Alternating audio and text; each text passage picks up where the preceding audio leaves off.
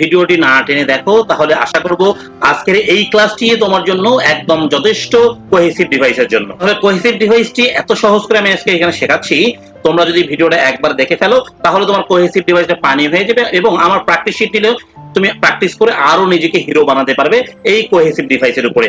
আসসালামু আলাইকুম dear viewers and well wishers, welcome back to my YouTube channel easiest English by Shahin sir. প্রিয় অষ্টম শ্রেণীর শিক্ষার্থী বন্ধুরা, আজকে আমি তোমাদের সঙ্গে আলোচনা করব কোহেসিভ ডিভাইস। ওকে, এখানে আমাদের যে কাজটি করতে হবে, কোহেসিভ ডিভাইস পাঁচটি বের করতে হবে এবং তাদের পারপাস গুলো লিখতে হবে।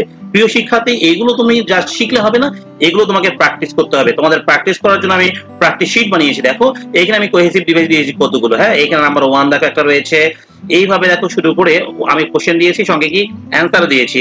নাম্বার 2 এইভাবে শুরু করে আমি টোটালি দিয়েছি দেখো 15টার মতো। কতটা বলো দেখি? 15। ওকে, এই 15টা পিডিএফ তোমরা যদি পেতে চাও, হ্যাঁ শুধু 15টা কোহেসিভ ডিভাইসের পিডিএফ পেতে চাও এমনটা নয়, তোমাদের অষ্টম শ্রেণীর যতগুলো নোটস রয়েছে, যতগুলো টপিকস রয়েছে 100 মার্কস ক্লিয়ার করতে, ওকে সবগুলো টপিকস এর উপর আমি নোটস বানিয়েছি। সবগুলো টপিকস মাত্র তোমরা পাবে 100 টাকায়।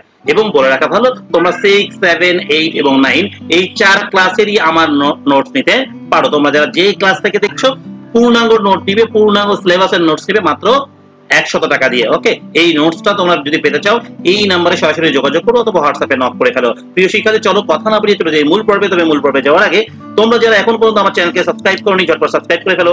সেই সঙ্গে কমেন্ট সেকশন লিখো তোমরা কে কোন স্কুল থেকে আমাকে দেখছো।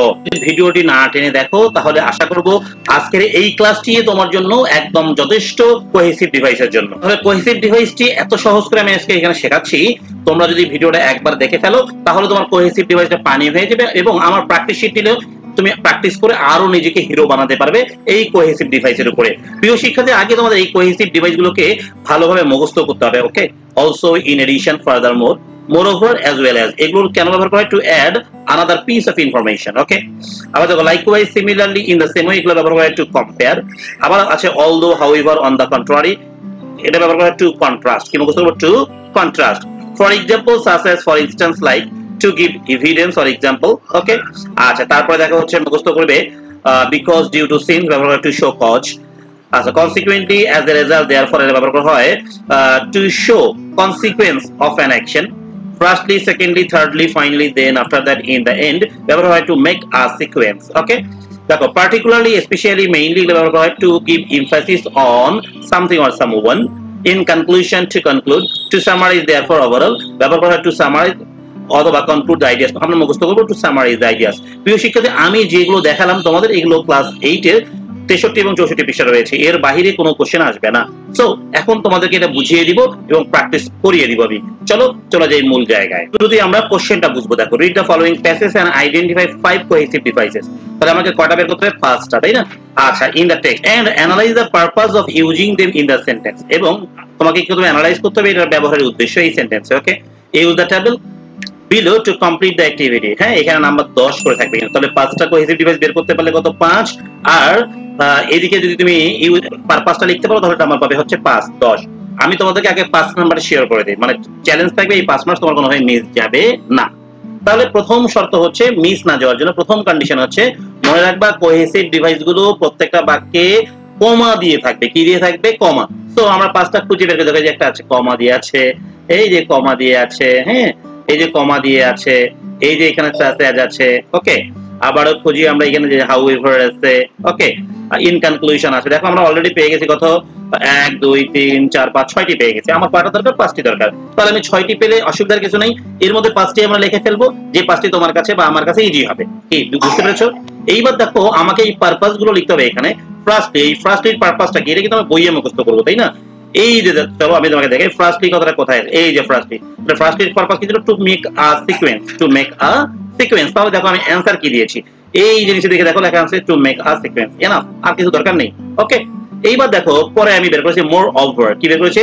মোর ওভার। তাহলে এই জায়গায় আমি কি লিখবো? মোর ওভার। মোর ওভারটা কেন ব্যবহার করে? To add another piece of information. কোথায় পেলাম আমি?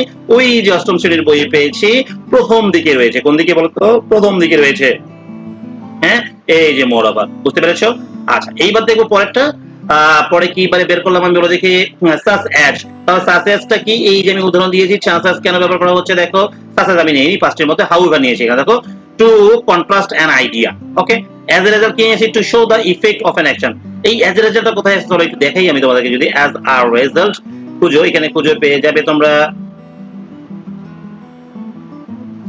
এই যে অ্যাজ এ রেজাল্ট। দেখো অ্যাজ এ রেজাল্টটা কি আছে? কনসিকুয়েন্টলি আছে না, এই যে two show the consequence of an action.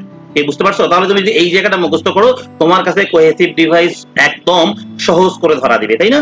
আচ্ছা, তাহলে আমি আরেকটাতে যাই এবার। 2 নম্বর প্যাসেজ বা 3 নম্বর প্যাসেজে যাই। চলো আমি তোমাদেরকে একটু 3 নম্বর প্যাসেজটি করিয়ে দেখাই। হ্যাঁ, regular physical exercise activity handle যা আছে আমাকে আগে ভাবতে হবে এখানে কমা কোথায় কোথায় আছে, অর্থাৎ কোহেসিভ ডিভাইস গুলো কারা কারা কারা, তাই না? এখানে দেখো কোহেসিভ এগুলো ফার্স্টলি, দেন ফার্দারমোর, কমা কমা আছে, তাই না? আচ্ছা দেখো এই যে হাউএভার, কনসিকুয়েন্টলি, হ্যাঁ, টু কনক্লুড। ওকে, তাহলে এই পাঁচটা যখন পেয়ে গেলাম তাহলে এই পাঁচটার কি বের করবো বলে দেখি। এগুলো সিরিয়ালি লিখবো, তারপর এদের কাজগুলো লিখবো। First to make a sequence, furthermore to add another piece of information. তাহলে এইভাবে আমরা বিভিন্নভাবে বিভিন্নটা পেয়ে যাব। প্রিয় শিক্ষার্থী, বুঝতে পেরেছো আমার কথাটা?